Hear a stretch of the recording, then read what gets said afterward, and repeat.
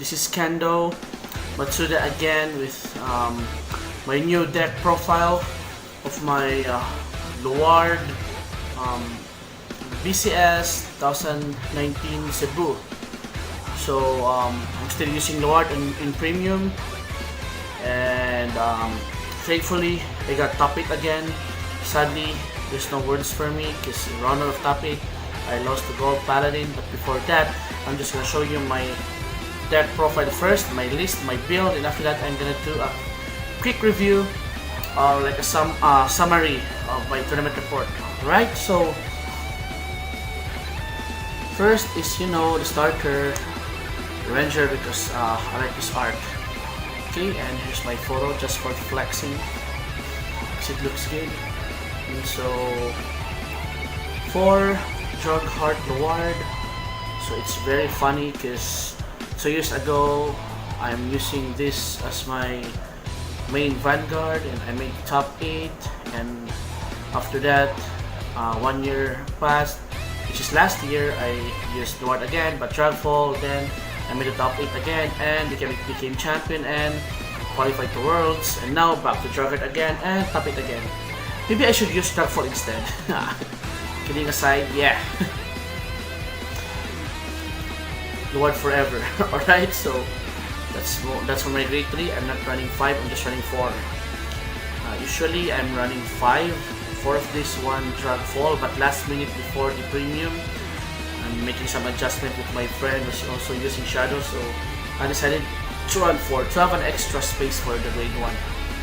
And 3 Dagda, yeah, I'm sorry guys, I only ran 3 because I can draw him anytime.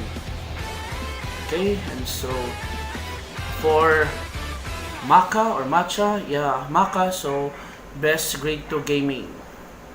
Combo with Charon, you can do a grade 2 gaming and keep on attacking without worrying for your hand cards. And also Dagda, you know already the skill, strongest G2 in the game for Luard.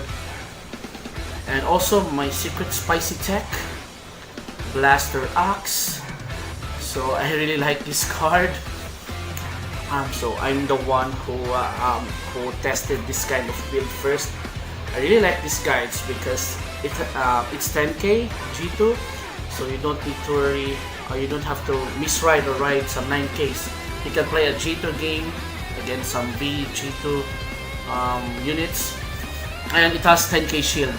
So some other people told me that you should run Blaster Dark because you can retire some threatening rear guards -1 and get Spring Giant for ritual setup.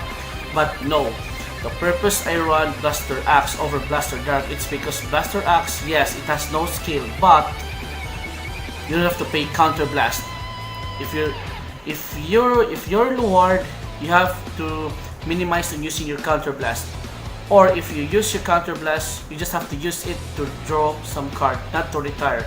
And Blaster Dark is only a one-time skill. You can Twin Drive, but then next turn your opponent would surely call some rear guard, so Blaster Dark is only a vanilla. But this, and also a 5k shield, while this is a 10k shield from hand, 10k shield interceptor.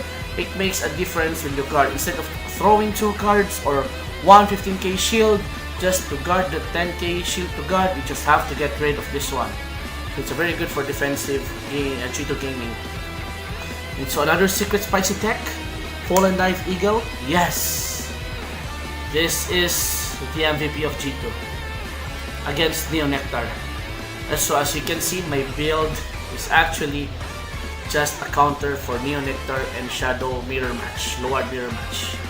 That's what I researched and build this deck for. So its skill is when your opponent's rear guard attacks the vanguard and this bird intercepts, attack cannot hit. So it's a perfect guard interceptor.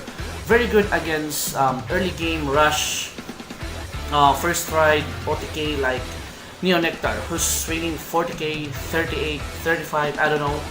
As long as you get guarded or you have to save your esras for later, we just have to intercept this one and it's automatically perfect guarded. So in my games, yeah, I always use this against Neo Nectar.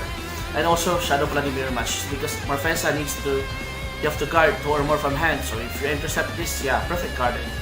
And it's 5k, so there's the main can call this card easily, and you can recycle this by the use of Luard skill. Right, that's for my G2.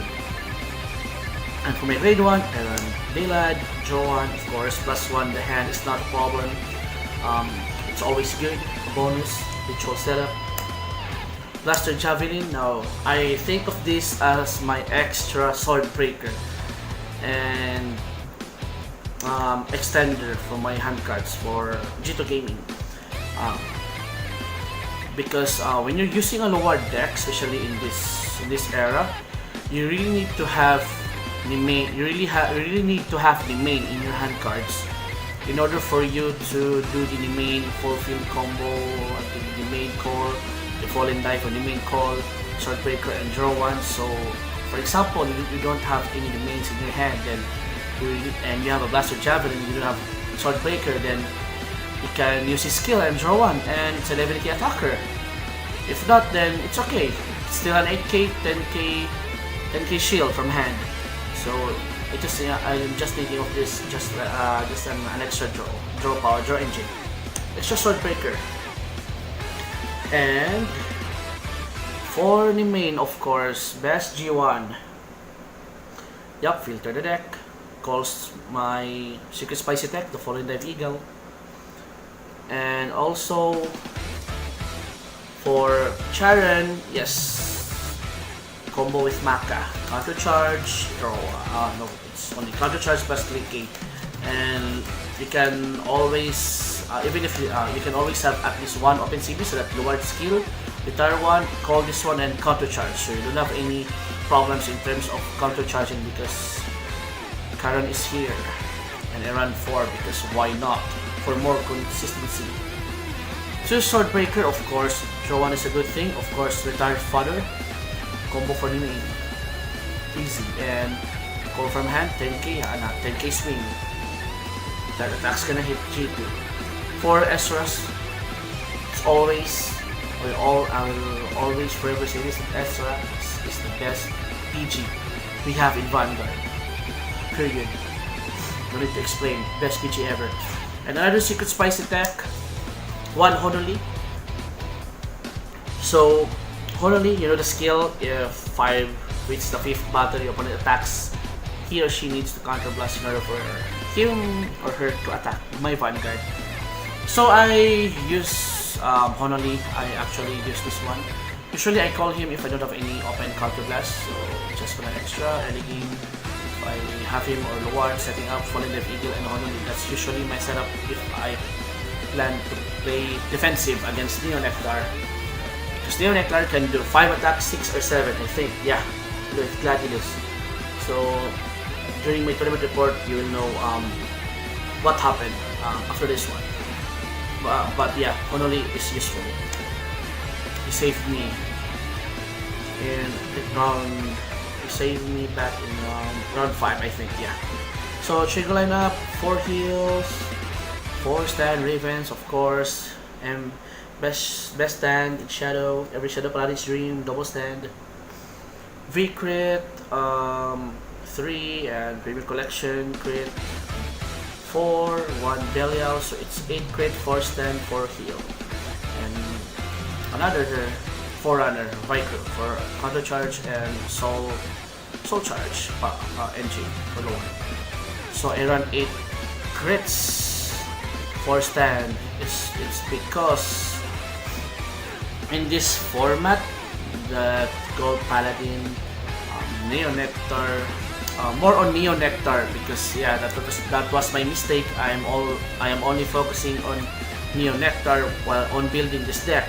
I forgot Gold Paladin, so that's why I run so many 15k shield triggers in order for you to guard early and to know past their attacks.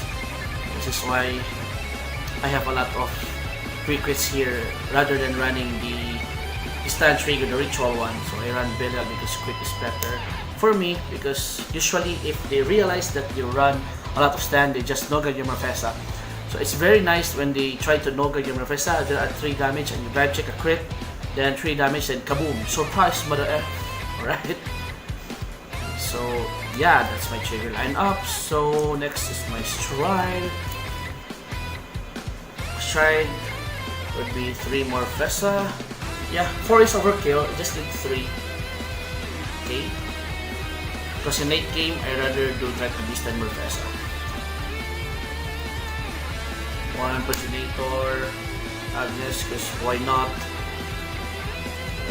Situational, haven't used him, but there are times that I'm tempted to use him because I don't have any hand cards, so I need to draw some cards. Ultima, because yeah, situational, it's a zero dragon, it is still, for me, the strongest zero dragon. You know, situational only, so 2 of them are here. Just to flex, and congratulations Diablo, in case there's a rogue geese deck. Like they want to say surprise, then when it's your turn, congratulations, you get Diabloed. 3 dragabbyss Luard, so if you don't have any CB and you can't achieve the ritual 10, you can just use dragabbyss and spam some hand cards, farm those, call some free regards and retire some stuff. And so this he helped me during the late game against Neo Nectar and run 5. So for example, you have this, your first showed this, second stride, and your opponent still survives, and he or she has 5 damage. Morfessa isn't useful anymore, I think. The better option for me during late game, since all of your grade 1s are in the drop zone. For example, you already have a ritual 12 or ritual 16. It's better to use dragabbyss because of the power pump. Yeah, it has no crits, it has no guard restriction, but then again, plus 15k, plus 30k, or plus 40k for whole front row, and it's damn good. 1 Ogma, because yeah, SGR. It's the only reason I'm gonna change this to Drag Strider, just because I love Drag Strider more in terms of art. I haven't used this. Seabreeze, of course, just in case G2 Gaming, then he's in 5, then go Seabreeze and done the combo, and it's all over. And G-Guard, Jelilo, to set 2, 10k, draw 1. Very nice G-Guard for Luard. Clockmaker, 26, 30k shield, 36k, Dark Veil, extra backup. If your opponent really has a huge rear guard, or it's really hard to guard, and you have a lot of Dragons in the grab zone, then you can use this. And burn up just for a flip fodder for this one. So activate skill, flip this one, and that's her purpose. Right?